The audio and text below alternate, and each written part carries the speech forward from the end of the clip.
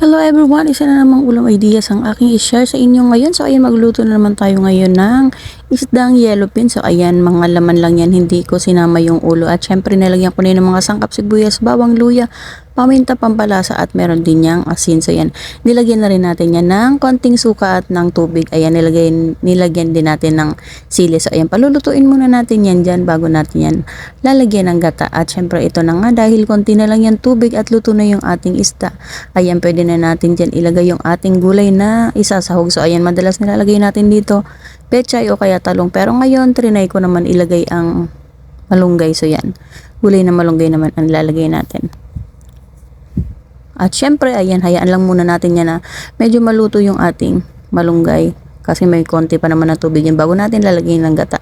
So ito okay na, kaya ayan, nilagyan ko na yan ng gata. At syempre, instant gata ang ginamit ko dyan.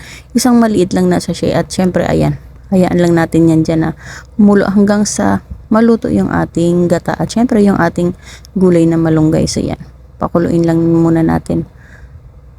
Kasi kailangan lutong-luto din yung ating malunggay. Hindi pwede yung half cook lang ang malunggay kasi mas ano talaga to, kailangan lutong-luto siya. So ayan, hayaan lang natin yan na kumulo.